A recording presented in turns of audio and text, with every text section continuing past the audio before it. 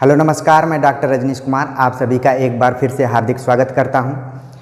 हिंदी साहित्य का इतिहास सही अप्रोच के साथ कैसे पढ़ा जाए, इस लेक्चर सीरीज में आज मैं रीतिकाल पर बातचीत करूंगा और ये देखने की कोशिश करेंगे कि रीतिकाल में कौन कौन से टर्निंग पॉइंट्स हैं, कहाँ से ज़्यादातर परीक्षाओं में सवाल पूछे जाते हैं और उसका अध्ययन कैसे किया जाए। इसके पहले मैंने आदिकाल और भक्तिकाल पर भी लेक्चर तैयार किया था और उम्मीद है कि आप लोगों ने उसे देखा होगा और अच्छा लगा होगा।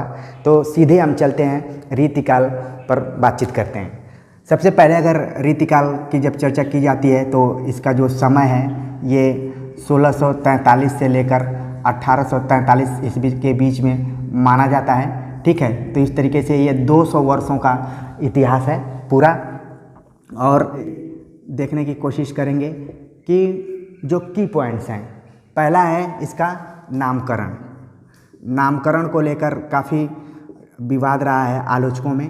खास तौर से आदिकाल के बाद रीतिकाल एक दूसरा काल है जिसके नामकरण को लेकर विद्वानों में मतभेद है। यहाँ से बहुत सारा सवाल पूछा जाता है, तो पहला हम ऐतिहासिक क्रम के अनुसार ही देखने की कोशिश करेंगे ताकि आप सबको आसानी से चीज़ें याद हो जाएंगी। तो ग्रियर्सन ने इसको कहा था रीतिकाव्य। ग्रियर्सन जिन्होंने काल विभाजन सर्वप्रथम किया था, उन्होंने रीतिकाल को रीतिकाव्य नाम दिया था। इसके बाद मिस्र बंधु का नाम आता है। मिस्र बंधुओं ने इसे अलंकृत काल कहा था, अलंकृत काल। इसके बाद रामचंद्र शुक्ल ने इसको कहा था रीतिकाल, जो कि ज़्यादा प्रचलित है। आप ध्यान दीजिए कि ग्रियर्सन ने इसको रीतिकाव्य कहा था, जबकि आचार्य रामचंद्र शुक्ल ने इसे रीतिकाल। इसके बाद आए विश्वनाथ प्रसाद मिश्र। ध्यान दीजिए, विश्वनाथ प्रसाद मिश्र, क्योंकि हिंदी साहित्य के इतिहास में विश्वनाथ नाम के बहुत सारे आलोचक हुए हैं। विश्वनाथ प्रसाद तिवारी, विश्वनाथ प्रसाद मिश्र, विश्वनाथ प्रसाद त्रिपाठी। तो कई बार बुक कवर पर नाम इन लोगों का रहता है और अंदर मटेरियल दूसरे का रहता है। तो ध्यान देने वाली बात है कि जो रीतिकाल के संदर्भ में बातचीत की जा रही है वो विश्वनाथ प्रसाद मिश्र का है। इन्होंने इसे श्रृंगार काल कहा। ठीक, तो ये चीज़ आपको ध्यान में रखने की ज़रूरत है। इसके बाद आलोचक आए रमाशंकर शुक्ल। रमाशंकर शुक्ल ने इसे कला काल कहा, कला काल। इसके बाद आधुनिक काल के खास तौर से प्रगतिशील कविता के प्रमुख कवि त्रिलोचन, उन्होंने इसका नामकरण किया और कहा अंधकार काल। त्रिलोचन ने इसको अंधकार काल कहा है। ये भी कई बार एग्जाम में पूछा जाता है। तो जिस काल को अंधकार काल कहा जा रहा हो, आप समझ जाइए कि उस समय की सामाजिक, राजनीतिक, सांस्कृतिक स्थिति क्या रही होगी। बहुत अच्छी नहीं रही होगी जिस तरह से कि भक्ति काल की थी, आदिकाल की थी थोड़ी सी। इसीलिए रीतिकाल जो है हिंदी साहित्य का इतिहास में थोड़ा सा उपेक्षित काल रहा है। जिन लोगों को पीएचडी इत्यादि करना है, पर्याप्त संभावनाएं हैं इस काल पर कुछ नया करने की। इस पर व्याख्या करने की ज़रूरत है। इस काल को इस पर फिर से विचार करने की ज़रूरत है। ठीक है, तो पहले नामकरण को लेकर मैंने बातचीत किया कि ग्रियर्सन ने रीतिकाव्य कहा, मिश्र बंधु ने अलंकृत, रामचंद्र शुक्ल ने रीतिकाल, विश्वनाथ प्रसाद मिश्र ने श्रृंगार काल, रमाशंकर शुक्ल ने कला काल कहा और त्रिलोचन ने अंधकार काल। इन्हीं में से घुमा फिरा कर परीक्षाओं में सवाल आते हैं, इसे आप नोट कर लीजिए। अगला हम देखेंगे कि रीतिकाल के प्रवर्तन को लेकर काफ़ी डिबेट होता है कि इसके सबसे पहले प्रवर्तक कौन थे, तो उस पर हम देखते हैं। प्रवर्तक को ध्यान में रखते हुए सबसे पहले इसको जन्म काल के आधार पर, परंपरा के आधार पर या फिर व्यक्तित्व के आधार पर बांटने की कोशिश की गई है। उसके प्रवर्तकों को अलग अलग लोगों ने माना है। अगर हम देखें तो कालक्रम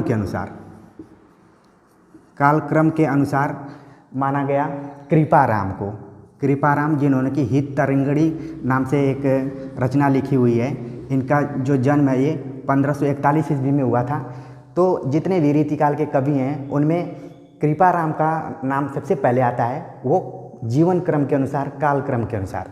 लेकिन फिर डॉक्टर नगेंद्र आए, उन्होंने कहा कि जो केशव दास हैं उन्होंने व्यक्तित्व को आधार बनाया और केशव दास को रीतिकाल का प्रथम कवि माना केशवदास।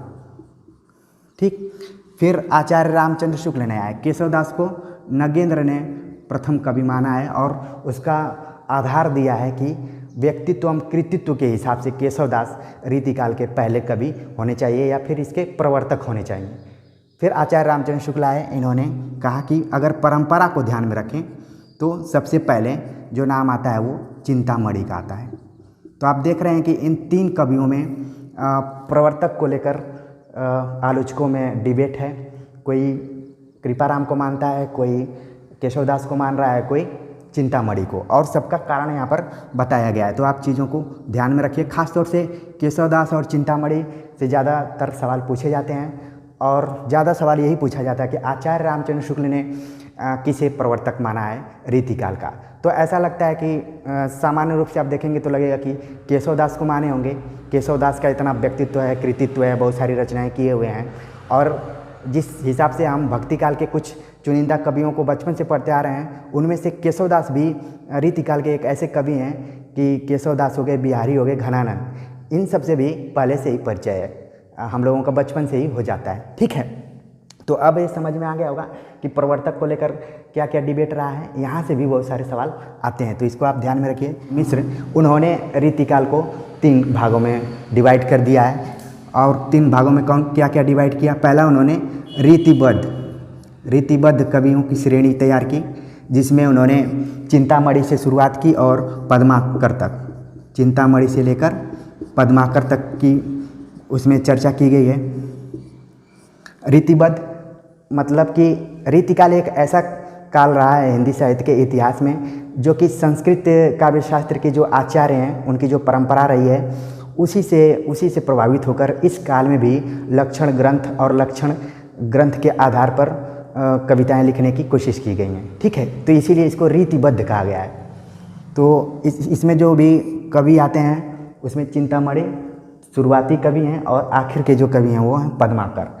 दूसरा जो इन्होंने विभाजन किया वो रीति सिद्ध, ये काफ़ी मोस्ट इम्पॉर्टेंट है। इसमें मात्र एक कवि शामिल हैं जिनका नाम है बिहारी। कई बार परीक्षाओं में पूछ देता है कि बिहारी रीति सिद्ध हैं कि रीतिबद्ध हैं कि रीति मुक्त हैं, और ये हिंदी साहित्य का सबसे कठिन सवाल माना जाता है। एक बार मैं मध्य प्रदेश लोक सेवा आयोग का एग्जाम देने गया था और उसमें बहुत ही सामान्य रूप से पूछ दिया था कि बिहारी किस काल के कवि हैं, तो उसमें लिख दिया था आदिकाल, भक्तिकाल, रीतिकाल और आधुनिक काल। तो ये तो बहुत ही ईजी सवाल है, तो इसको अगर आप रंगने में गलती किए तभी गलत होगा, वरना आपका 100% सही होना चाहिए। लेकिन अगर थोड़ा सा अंदर प्रश्न में घुस कर बात किया जाए तो रीति सिद्ध से अगर सवाल आ रहा है कि रीति सिद्ध कवि किसे माना जाता है तो वो बिहारी का नाम रहेगा। बिहारी को लेकर आलोचकों में काफ़ी चर्चा रही है। आलोचकों ने बिहारी को, किसी ने कहा कि ये रसवादी हैं, रसवादी माना इनको आचार्य रामचंद्र शुक्ल ने। आचार्य रामचंद्र शुक्ल ने बिहारी को कहा कि ये रसवादी हैं, ये भी कई बार एग्जाम में आता है। नगेंद्र ने इनको ध्वनिवादी कहा कि ये ध्वनिवादी हैं। आप देख रहे हैं बार बार नगेंद्र का नाम आ रहा है, जबकि नगेंद्र ने एक हिंदी साहित्य का इतिहास का संपादन किया हुआ है, लेकिन कुछ कुछ जगहों पर इन्होंने अपना निजी मत भी दिया है जो कि परीक्षाओं में पूछे जाते हैं, तो ध्यान में रखने की ज़रूरत है। फिर एक आलोचक आए, राधाचरण गोस्वामी। आलोचक नहीं हैं बल्कि भारतेंदु युग के एक कवि हैं, लेखक हैं। उन्होंने भी बिहारी पर काम करते हुए उनको कहा पीयूष वर्षी मेघ नाम दिया राधाचरण गोस्वामी ने। ठीक है, राधाचरण गोस्वामी ने इनको पीयूष वर्षी मेघ कहा है। और ग्रियर्सन ने तो ये कहा कि जो बिहारी सतसई है उसको लेकर काफ़ी डिबेट रहा है कि इसमें कुल कितने दोहे हैं। जब कुल दोहों की बात आती है तो इसमें कुल 719 दोहे हैं, लेकिन एक कवि रत्नाकर हैं जिन्होंने की कुल 713 दोहों की बात कही है। तो दोनों के अनुसार सवाल पूछे जाते हैं, जिसको कि ध्यान में रखने की ज़रूरत है। जब रत्नाकर से संबंधित सवाल आएगा तो 713 और कुल आएगा तो 719। बिहारी सतसई को लेकर ग्रियर्सन का एक कथन है कि यूरोप के साहित्य में भी बिहारी सतसई के समकक्ष कोई रचना नहीं है लिखी गई है। ठीक है, तो इम्पॉर्टेंट रचना रही है। और बिहारी सतसई एक ऐसी रचना है जिस पे ढेर सारी टीकाएँ लिखी गई हैं। जब आप इतिहास पढ़ेंगे तो अलग अलग लोगों ने अलग अलग उसमें टीका लिखी है, उस पर भी एक वीडियो लेक्चर तैयार किया जा सकता है। ठीक है, तो पहले ये बिहारी के रूप में हम देखने की कोशिश की है कि कौन कौन आचार्य उनको क्या क्या उपाधियाँ दिए हैं। और ये भी कहा जाता है कि गागर में सागर भरने की जो कला है वो बिहारी के अंदर है। इन्होंने अन्योक्ति और समासोक्ति जैसी पद्धतियों का ज़्यादातर प्रयोग किया है। ठीक, और आचार्य रामचंद्र शुक्ल संबंधी मैंने जब रीतिकाल पर एक लेक्चर बनाया हुआ था तो उसमें बिहारी को लेकर क्या क्या उनके कथन हैं उसको भी हमने इस पर चर्चा किया हुआ है, तो ये ध्यान रखने की ज़रूरत है। तो बिहारी के बारे में हो गया जो कि रीति सिद्ध के अंतर्गत आते हैं। और एक तीसरा जो है उसमें रीति मुक्त कवि हैं। रीति मुक्त मतलब ऐसे कवि जिन्होंने कि परंपरा का विरोध किया और स्वच्छंदतावाद की शुरुआत यहीं से लगभग शुरू हो जाती है रीति मुक्त कवियों से। उसमें नाम आता है घनानंद का, बोधा, आलम, ठाकुर। ये 4 कवि जो हैं रीति मुक्त कवि के अंतर्गत आते हैं। परीक्षाओं में बहुत बार सवाल पूछा जाता है, तो आप इसको नोट कर लीजिए। जिन लोगों ने प्रतियोगी परीक्षाओं की पहले परीक्षा दे चुकी होगी और उनकी तैयारी कंप्लीट होगी, लेकिन कुछ ऐसे पॉइंट्स हैं जो कि उनको दोहराने में सहायक हो सकते हैं। ठीक है, तो ध्यान रखिए, आप इसको नोट कर लिए होंगे और शॉर्ट स्क्रीन भी लेते रहिए, क्योंकि फिर रीतिकाल से और भी सवाल आते हैं जिसमें कि कुछ कवि हैं जिनका कि मूल नाम और है और साहित्य में उनको अलग नाम से जाना जाता है। जिसमें कि जो पहले कवि का नाम है भूषण। भूषण का जो मूल नाम है वो क्या है? इनको कई बार मनीराम कहा गया है। ठीक है, फिर पतिराम, इनका घनश्याम भी नाम है। DSSB में एक बार ये सवाल पूछा गया था। ठीक है, तो इसको ध्यान में रखने की ज़रूरत है।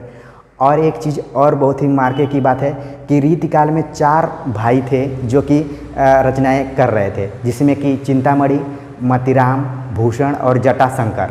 तो आप देख रहे हैं कि मतिराम का भाई ही पतिराम हो सकता है। तो आप थोड़ा सा आपके दिमाग में आना चाहिए कि विकल्प में अगर भूषण दे दिया है और उनका मूल नाम पूछ रहा है और उसमें पतिराम लिखा हुआ है, तो थोड़ा सा आप IQ लेवल लगाकर, ये अगर आपको जानकारी है कि भूषण मतिराम के भाई हैं, तो आप ऑप्शन में पतिराम लगा सकते हैं, मनीराम भी लगा सकते हैं, या फिर घनश्याम तो याद करना पड़ेगा। तो ये आपको ध्यान में रखने की ज़रूरत है। दूसरा जो नाम आता है देव का, देव का जो मूल नाम है ये है देवदत्त। ये भी कई बार परीक्षाओं में पूछा जाता है। तीसरा नाम है रसलीन का। रसलीन का वास्तविक नाम है गुलाम नबी। ये भी परीक्षा में पूछा जाता है, इसको ध्यान में रखने की ज़रूरत है। और फिर कवि हैं वृंद कवि का नाम सुने होंगे, इनका नाम है वृंदावन। अगले कवि हैं रसनिधि, जिनका नाम है पृथ्वी सिंह। ये परीक्षा में सवाल आ चुका है, PGT में आया हुआ है, तो इनका नाम है पृथ्वी सिंह। ठीक है, तो इनसे भी सवाल पूछा जाता है, ध्यान में रखने की ज़रूरत है। अगले कवि हैं बोधा का नाम है बुद्धिसेन। ये भी महत्वपूर्ण है। और आखिरी जो कवि हैं नागरीदास का जो मूल नाम है वो है सावंत सिंह। तो कुछ कवि हैं जिनका कि साहित्य में उनको अलग नामों से जाना जाता है, लेकिन जो उनका वास्तविक नाम है वो भी परीक्षा में पूछ देता है। तो यहाँ पर आपको कंफर्म हो गया होगा कि किनका जो मेन नाम थे मैंने उनको बतला दिया है, बस आपको याद करने की ज़रूरत है। अब हम ये देखने की कोशिश करते हैं कि कुछ कवियों को उपाधियाँ दी गई हैं, जिसमें से 2 उपाधियाँ ऐसी हैं जो कि परीक्षाओं में कन्फ्यूजन करती हैं। उन कन्फ्यूजनों को ध्यान में रखने की ज़रूरत है। जैसे एक कवि हैं जिनको उपाधि दी गई है कविराज की, जिनका नाम है सुखदेव मिश्र। इनको कविराज कहा जाता है, सुखदेव मिश्र। ठीक, और दूसरे कवि हैं जिनको कविराज भूषण कहा गया। कविराज शिरोमणि, भूषण नहीं बल्कि कविराज शिरोमणि, जिनका नाम है पद्माकर, जो रीतिकाल के अंतिम कवि माने जाते हैं। और इन्होंने होली और जो वसंत या पर्वों पर आधारित काफ़ी रचनाएं की हैं। और ये बांदा के रहने वाले थे। तुलसीदास के बाद दूसरे ऐसे कवि हैं जो जिनका कि संबंध बांदा से है। तो कई बार एग्जाम में पूछा जाता है और इंटरव्यू में भी पूछा जाता है। अगर कोई बांदा जिला का है तो उसको ध्यान में रखने की ज़रूरत है, ठीक है। बाकी मैं इंटरव्यू में कैसे तैयारी करें कभी ज़रूर बताऊंगा, और मैंने ये निर्णय लिया है कि हर संडे को कुछ नए टॉपिक्स पर हम बात करेंगे। तो ये आपका क्लियर हो गया होगा। अब हम देखते हैं कि कुछ इनमें प्रेमी प्रेमिका का भी संबंध रहा है कुछ कवियों में। खासतौर से भक्ति काल में हमने देखा कि गुरु शिष्य परंपरा चल रही थी, लेकिन रीतिकाल थोड़ा सा उससे अलग हटकर है। इसमें प्रश्न आते हैं कि फलां की प्रेमी कौन था, फलां की प्रेमिका कौन थी। तो आप देखते हैं इस संबंध को भी जानना बहुत ज़रूरी है, जिसमें कि पहला नाम सबसे आता है घनानंद का। घनानंद का संबंध सुजान से है और इन्होंने सुजान सागर नाम से रचना भी लिखी। फिर आता है बोधा का नाम, बोधा की सुभान। आप देख रहे हैं बहुत कम अंतर है, तो याद करने की ज़रूरत है इसको। फिर अगला जो नाम है आलम, आलम की प्रेमिका का नाम है रंगरेजिन, रंगरेजिन, ठीक है। तो ये भी ध्यान में रखने की ज़रूरत है। फिर यही तीन जो इम्पॉर्टेंट कवि हैं जिनकी की प्रेमिकाओं से ज़्यादातर सवाल पूछे जाते हैं। एक केशवदास से भी संबंधित है कि प्रवीण राय को उन्होंने शिक्षा देने के लिए किसकी रचना की थी, ठीक है। कवि प्रिया का नाम उसमें आता है, तो वो भी कई बार एग्जाम में पूछ लिया जाता है, तो आप उसको ध्यान रखिए। बाकी ये रीतिकाल के जो कवि हैं इनसे सवाल पूछे जाते हैं। अगला हम देखते हैं कि ये पूछा जाता है कि निम्नलिखित में से कौन कवि और आचार्य दोनों हैं। तो खासतौर से देव का नाम सबसे पहले आता है, ठीक है। तो उनका नाम आप याद रखिए। जो देव हैं, कवि देव, ये आचार्य और कवि ये दोनों हैं। अगर विकल्प में रहें कि आचार्य कवि, आचार्य और कवि दोनों, तो दोनों ऑप्शन होगा, क्योंकि ये हिमाचल प्रदेश लोक सेवा आयोग में भी पूछा जा चुका है, हरियाणा में भी पूछा गया था और अन्य प्रतियोगी परीक्षाओं में भी सवाल इससे आते हैं। तो ये चीज़ ध्यान में रखने की ज़रूरत है। फिर हम देखेंगे कि जो रीतिकाल है उसमें अन्य प्रवृत्तियाँ भी पाई जाती हैं, जिसमें कि नीति काव्य। पहला नाम है नीति काव्य। नीति काव्य में कौन कौन से आते हैं? नीति काव्य, तो नाम होगा बैताल, दीनदयाल और कबीराय। तो इसको आप याद कर सकते हैं, बैताल, दीनदयाल, कबीराय, ये सब नीति संबंधी बहुत सारी रचनाएं किए हुए हैं, ठीक है। फिर आता है इसमें भी वीर रस से संबंधित कविताएं लिखी गई हैं, जिसमें कि पहला नाम आता है भूषण का, जिन्होंने शिवा बामनी और छत्रसाल दशक ये दो रचनाएं की हुई हैं, जो कि वीर काव्य परंपरा का इन्होंने एक तरीके से अनुसरण किया हुआ है। अगर वीर काव्य परंपरा की बातचीत की जाती है तो वीरगाथा काल नाम तुरंत दिमाग में आता है, लेकिन ऐसा नहीं है कि वीरगाथा काल उतना ही देर में ख़त्म हो गया, बल्कि रीतिकाल तक इसका संबंध चलता रहा है, जिसमें कि भूषण का नाम सबसे पहले आता है और कई बार परीक्षा में पूछा जाता है। दूसरा नाम जो आता है सूदन, ठीक है। सूदन का भी नाम आता है, जो कि जो रचना का नाम आता है इसमें संत काव्य, कई संत काव्य भी लिखे गए हैं, जिसमें कि सहजोबाई का नाम आता है। सहजोबाई, इनका जो ग्रंथ है उसका नाम है सहज प्रकाश, ये भी कई बार एग्जाम में पूछा जाता है। तो सहजोबाई जो हैं वो भक्ति काल की नहीं है, बल्कि रीतिकाल की कवियत्री हैं, ठीक। इसके अलावा संत बाबरी इस तरीके से भी नाम आता है, और सूफी काव्य, कृष्ण काव्य परंपरा से संबंधित भी कुछ रचनाएं की गई हैं, जिसमें कि कृष्ण काव्य से अगर देखा जाए तो कृष्णायन नाम से रचना की गई है, इसके जो कवि हैं वो, तो इसको ध्यान में रखने की ज़रूरत है। अब देखा जाए कि जो मेन कवि हैं उनका जीवन क्रम क्या है, तो उनको भी हम थोड़ा सा देख लेते हैं कि जो मेन कवि हैं उनका जीवन क्रम क्या है। कई बार एग्जाम में जीवन क्रम के बारे में भी पूछ देता है। तो अगर हम पहले बात करें केशवदास की, तो इनका जन्म 1555 ईस्वी में हुआ था। ध्यान रखने की तुरंत याद हो जाएगा, 1555 मतलब केशवदास। फिर इसके बाद जन्म हुआ 1595 ईस्वी में बिहारी का। फिर इसके बाद जन्म हुआ 1609 ईस्वी में चिंतामणि का। फिर 1613 ईस्वी में भूषण का। आप देख रहे हैं दोनों भाई हैं और इनमें कुल 4 साल का अंतर है। फिर 4 साल का अंतर है, मतीराम का जन्म हो गया इसमें। ठीक, तो तुरंत आपको याद हो रहा होगा कि 1555 में केशवदास, 1595 में बिहारी, 1609 में चिंतामणि। ये फिर तीनों भाई हैं, इनसे कई बार इनका क्रम पूछ दिया जाता है। फिर जो मेन कवि हैं उनका नाम है देव, जिनका जन्म हुआ 1673 ईस्वी में। देव का नाम कई बार जीवन क्रम में इनका भी नाम रहता है। फिर घनानंद का जन्म हुआ 1689 ईस्वी में, घनानंद। फिर अगले जो कवि हैं रसलीन, इनका जन्म 1699 ईस्वी में, रसलीन का। ठीक, और आखिरी जो कवि हैं जिनका जन्म 1753 ईस्वी में हुआ, पद्माकर। 1753 में पद्माकर का जन्म हुआ है। तो ये क्रम के अनुसार आता है, इसको याद कर लीजिए। ये मेन कवि हैं। और बाकी कई बार पूछ देता है कि प्रथम आचार्य कौन है और आखिरी आचार्य कौन है। तो प्रथम आचार्य में केशवदास को माना जा सकता है उनके व्यक्तित्व कृत्य के हिसाब से, या फिर हित तरंगड़ी के जो थे कृपाराम, उनका नाम माना जा सकता है। और अंतिम जो आचार्य हैं उनका नाम है भिखारी दास।